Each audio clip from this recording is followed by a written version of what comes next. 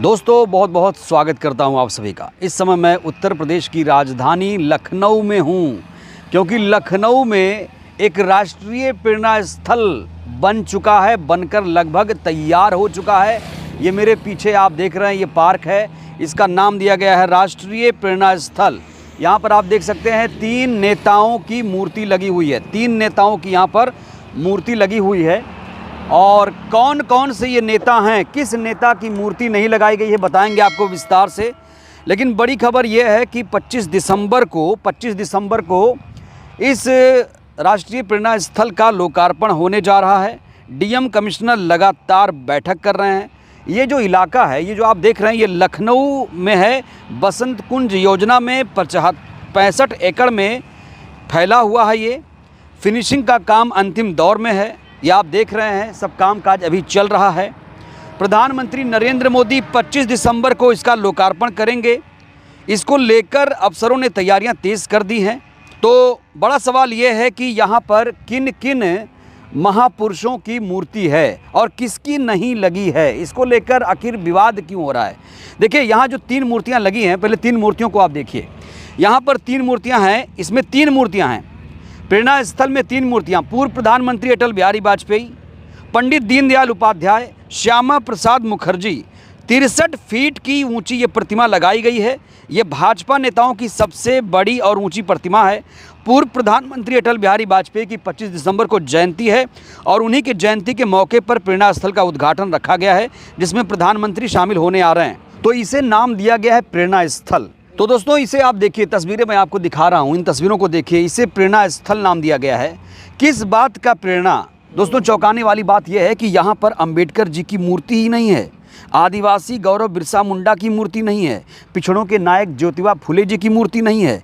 क्या राष्ट्रवादी होने का ठेका सिर्फ एक जाति ने ले रखा है? तो प्रेरणा स्थल से कहा जा रहा है कि अन्याय की बू आ रही है। कुछ लोग कह रहे हैं ये ब्राह्मण प्रेरणा स्थल है, जातिवादी प्रेरणा स्थल है, ये मनुवादी प्रेरणा स्थल है।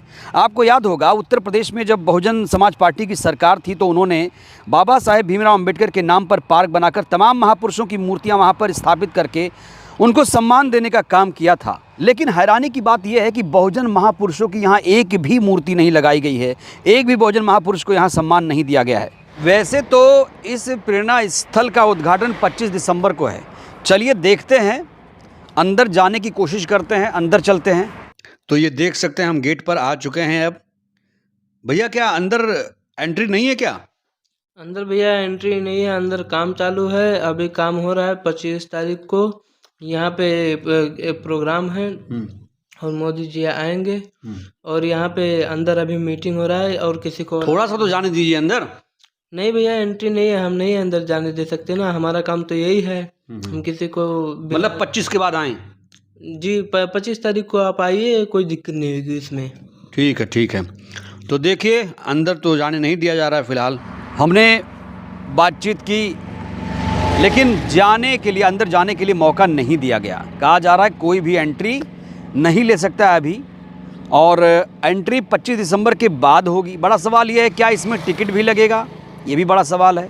और प्रधानमंत्री इसका उद्घाटन 25 दिसंबर को करेंगे। जाहिर तौर पर मुख्यमंत्री भी यहाँ रहेंगे। और इस राष्ट्रीय प्रेरणा स्थल की कितनी ज़रूरत है, ये भी अपने आप में बड़ा सवाल है। ये देखिए, मैं आपको पीछे की तस्वीरें दिखा रहा हूँ।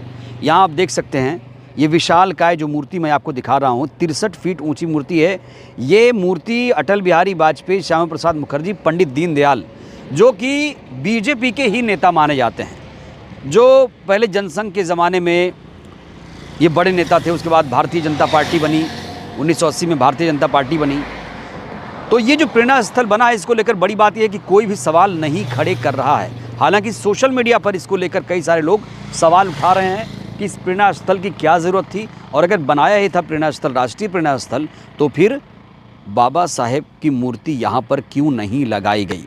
मैंने आपको ये भी बताया कि जब बीएसपी ने दलित प्रेरणा स्थल बनाया था नोएडा में, तो उसको लेकर बहुत सारे लोगों ने सवाल खड़े किया था। लोग हाई कोर्ट, सुप्रीम कोर्ट चले गए थे, लेकिन इसके लिए किसी ने कोई हिम्मत नहीं दिखाई। सरकार जैसा चाह रही है वैसा कर रही है। और ये जो प्रेरणा स्थल है, 25 दिसंबर के बाद आप यहाँ पर आ सकते हैं। हालांकि 25 दिसंबर को ये कहा जा रहा है बहुत सारे आम लोग यहाँ पहुँचेंगे जब उद्घाटन होगा, तो उस दिन कहा जा रहा है कि एंट्री मिल सकती है। तो बड़ा सवाल ये है कि इस प्रेरणा स्थल को क्यों बनाया गया है, क्या संदेश देना चाह रहे हैं। राष्ट्रीय प्रेरणा स्थल है तो ये दिल्ली में होना चाहिए था या लखनऊ में होना चाहिए था। यहाँ पर इस प्रेरणा स्थल का निर्माण क्यों किया गया है, क्या दलित प्रेरणा स्थल की काट के तौर पर इसे देखा जाए, क्या मायावती जी ने जो पार्क बनाया था, जो राष्ट्रीय प्रेरणा स्थल उन्होंने तमाम बनाए हैं, लखनऊ में बहुत सारे भव्य पार्क बनाए हैं, क्या उसे ये डिफीट कर पा रहा है। लेकिन देखिए अगर लखनऊ के अंबेडकर पार्क की अगर आप तुलना करेंगे या राष्ट्रीय दलित प्रेरणा स्थल की तुलना करेंगे तो उसके आगे ये कहीं नहीं ठहरता है, क्योंकि मायावती जी ने बड़े ही खूबसूरत तरीके से उसे बनवाया था। और आज भी जाकर देखिए तो उसकी भव्यता आपको नज़र आएगी। अंबेडकर पार्क लखनऊ का पर्याय माना जाता है। अब इसे आप देखिए, यहाँ पर देखिए ज़्यादा जगह सिर्फ 63 एकड़ में ये फैला हुआ है, सिर्फ 63 एकड़ में ही ये फैला हुआ है और दुबग्गा के आसपास का ये इलाका है। तो 25 दिसंबर को आप यहाँ आ सकते हैं। हो सकता है कि आगे अगर आप आएँ आने वाली तारीख में 25 के बाद तो हो सकता है कि आपको टिकट भी लेना पड़े, लेकिन फ़िलहाल अभी एंट्री नहीं मिल रही है, किसी की एंट्री नहीं है। काम आखिरी चरण में चल रहा है। 25 तारीख को इसका उद्घाटन होगा।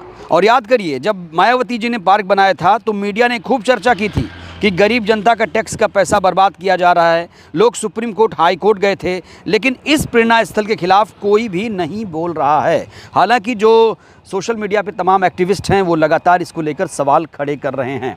तो ये जो प्रेरणा स्थल है, आप यहाँ आ सकते हैं। 25 दिसंबर को इसका उद्घाटन होने जा रहा है। यहाँ देखिए लाइट्स लगी है, लाइट्स जो लगाई गई हैं इसमें देखिए लाल रंग, कहा जा रहा है भगवा रंग की लाइट यहाँ पर लगाई गई है।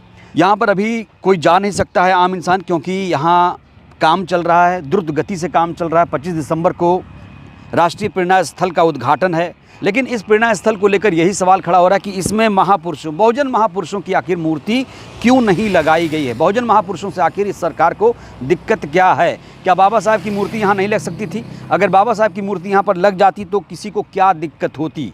तो ये बड़ा सवाल है। कहने को तो राष्ट्रीय प्रेरणा स्थल है, लेकिन संविधान निर्माता की यहाँ पर मूर्ति नहीं लगी है, इसलिए इस प्रेरणा स्थल को लेकर सवाल खड़े हो रहे हैं। अब देखिए 25 दिसंबर को इसका लोकार्पण होगा। 25 दिसंबर को हम आएंगे, यहाँ कोशिश करेंगे कवर करने की, लोगों की राय भी जानेंगे। उस मौके पर यहाँ क्या कुछ होगा सब आपको दिखाएंगे। इस प्रेरणा स्थल को लेकर आप लोगों की क्या राय है, आप लोग भी दीजिएगा। ये कितना मुकम्मल लग रहा है आपको? क्या इसे आप राष्ट्रीय प्रेरणा स्थल कहेंगे? राय दीजिएगा। धन्यवाद।